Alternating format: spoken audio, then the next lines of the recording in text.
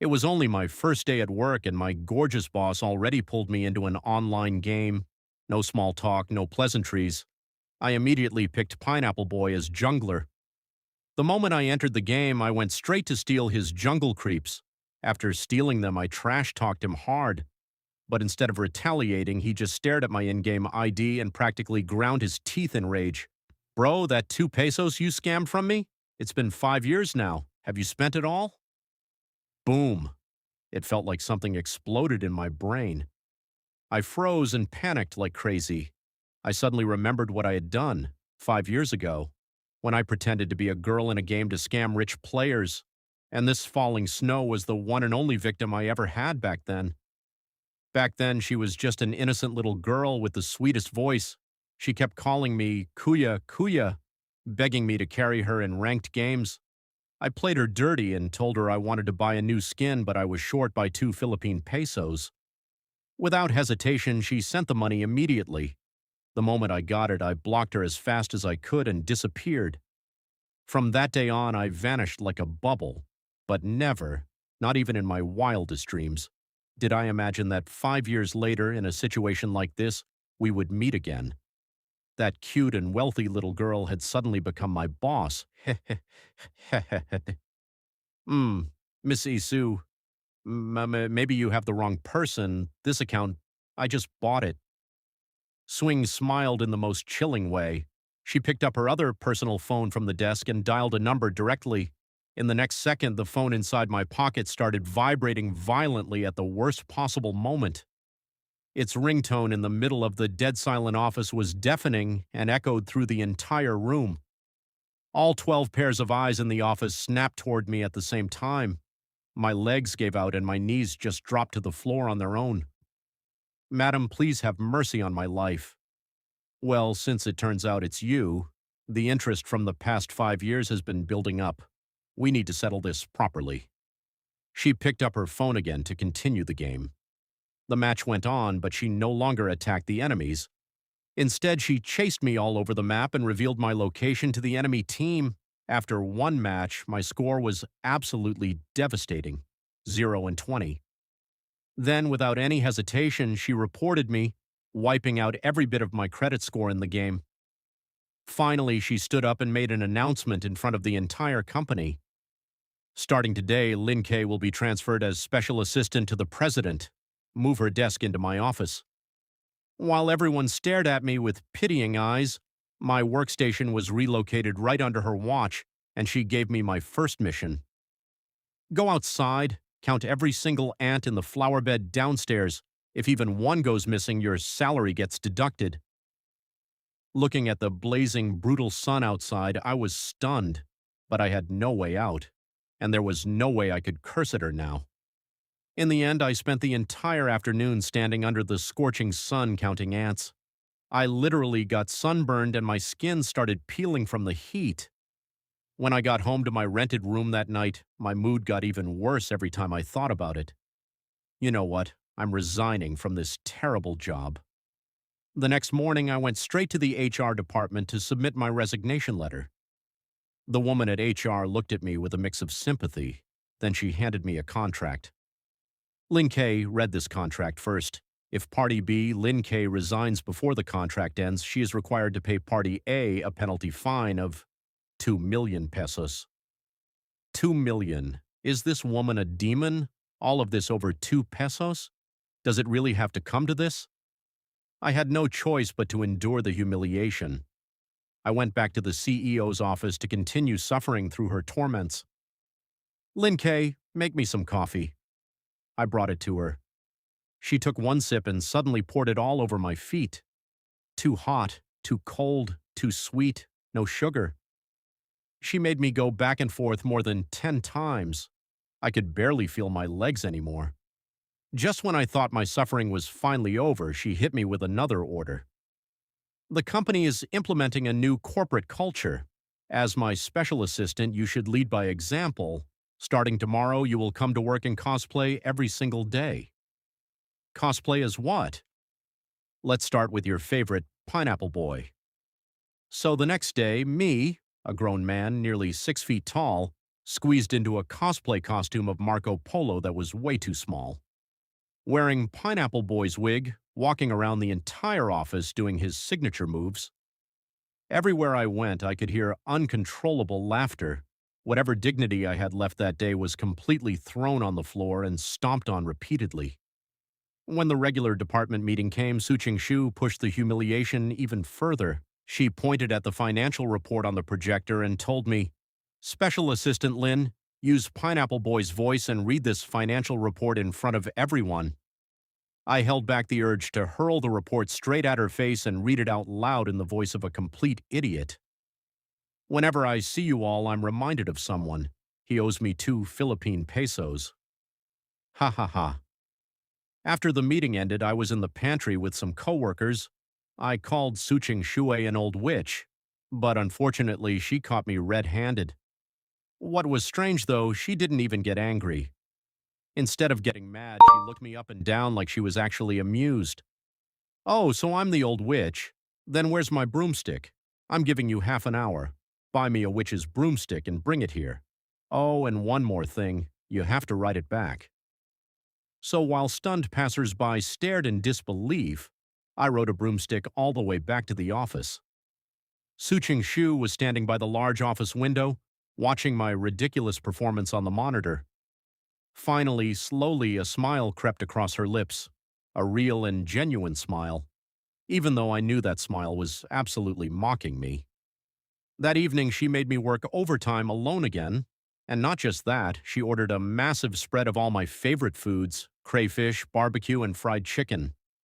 Then she ate it at an agonizingly slow pace right in front of my face and didn't even give me a single bite. Do you know what this feels like, huh? This is exactly how I felt back then, starving to death, waiting for you to come online so you could carry me in the game. I thought I had no choice but to endure this hellish life every single day.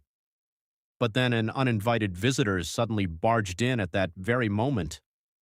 Carrying red roses that screamed, "Try hard," he just walked straight into the president's office. "Chingan, I'm back." "Wei Shengjin, who let you in here?" Wei Shengjin completely ignored her cold reception and kept walking closer. Then he struck his self-proclaimed handsome pose. "Girl, stop playing hard to get. Don't you know you're playing with fire? What year is it? Who still uses lines this corny?" Suing was visibly irritated. Suddenly an idea struck her and she pulled me closer, still wearing that Polo's Eye cosplay costume. "Let me introduce you. This is my boyfriend." "What? What did you say?" Wei Shengen's gaze immediately sharpened like a knife, eyes boring into me like he wanted to slice me apart. He pulled out a checkbook from his pocket and quickly wrote a very large number. 5 million for you. Stay away from her." 5 million. Never in my entire life had I ever seen that much money. My hand instinctively lifted to take it, but the next second a piercing pain shot through the top of my foot. Swingo's 10-centimeter heel was mercilessly driven into my foot. She brought her lips close to my ear and whispered, low but terrifying, "Try taking that and you're dead to me." I winced in absolute pain, and because I valued my life, I tearfully declined the money that was practically already in my hands. No, no amount of money is worth what Chingon and I have. "You'd better watch yourself. I'll make sure you have no future in this company. Who do you think you are? I'm the only one with the right to tease my own dog." Trapped between these two insane people with terrifying presences, I felt like I couldn't even breathe. That night, while everyone was asleep and the surroundings were quiet, I secretly packed my worn-out bag and immediately bought a standing ticket on a train heading to the province that same night. Escape. I had to escape. So what if there's a 2 million peso penalty in the contract? Figure it out yourselves. I'm done. Better to just go back to the province and farm. Humph. I don't believe that Swingway would actually follow me all the way to the farthest corner of the province. As the train moved, I watched the city lights fade away rapidly outside the window and took a very deep breath. Finally, free at last. Hehehe. Goodbye, old witch. I, Lin K, am finally free. When I got back to the province, I felt like my whole self was reborn. The moment I took off that suffocating cosplay costume, I immediately threw on loose shorts and flip-flops. The fearless hometown energy came rushing back. When Grandma saw that I was home, she smiled from ear to ear. "Grandchild, why did you come home? Couldn't handle city life?"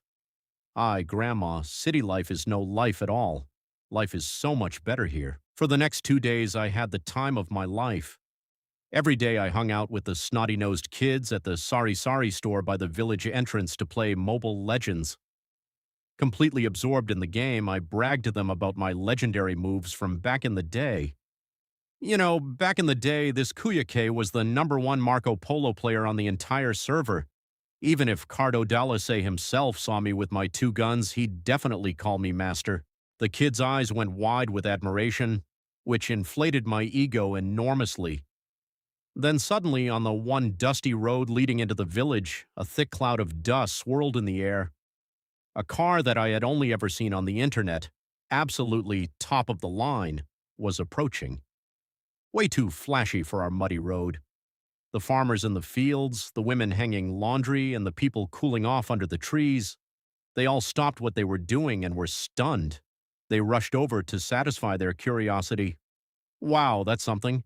What kind of car is that? Even flashier than the captain's tractor. How many sacks of corn would I need to harvest to buy that?" While everyone in the village stared with their jaws on the floor, the car stopped right in front of me. The door opened and a foot in a 10-centimeter heel was the first thing that stepped out, landing perfectly and precisely on a fresh pile of cow dung on the side of the road. Ah, of course. Swing actually followed me here. Suching Shu ignored the filth on her foot. She walked straight through the crowd of curious onlookers and stormed toward me in absolute fury. "Lin K, did you think just because you hid in this remote province you could run from the debt you owe?" The nosy stares of the villagers alternated between the two of us. They began whispering and gossiping among themselves. "Isn't that the only college graduate from our village? He has a debt to that woman." "But seriously, that woman is something else. All for a debt, she drove that gorgeous car all the way out here just to chase him down. She must be incredibly stingy." Swing was trembling with rage. She wanted to explain but realized there was no point arguing with the villagers. So in the end, all of her fury was unleashed on me. She pointed at her own heel, now covered in cow dung. "Wipe that off, now." I looked at her disgusting shoe and her face that looked like it was about to breathe fire. I secretly found the whole situation hilarious, but the gossip around us was getting louder and going off in all directions. She doesn't look stingy, actually. Maybe Kay played with her feelings. She probably got pregnant and she's looking for the father.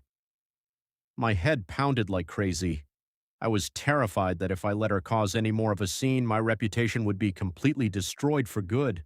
So I was forced to yank out some weeds from the side of the road and, mortified, scrubbed the cow dung off her shoes. When Suching Shui saw my pitiful state, she calmed down a little.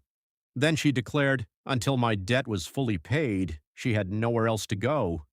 She would be staying here, at my house. Grandma was absolutely thrilled hearing that. She didn't understand any of the debt talk. All she saw was that I had brought home a girl who looked like an angel. "Oh my, what a beautiful girl. This must be Kay's girlfriend, right?" And so Swing's nightmare officially began the moment she set foot on our property. The first thing she spotted at the corner of the yard was our modest cobbled-together outhouse made from mismatched bricks and tin roofing. The color drained from her face in disgust right then and there. By nightfall, Grandma had prepared my older sister's old room for her before she got married. A plank bed, rock hard with a faded blanket covered in large red and green flowers, washed so many times the colors had bled out. Yeah,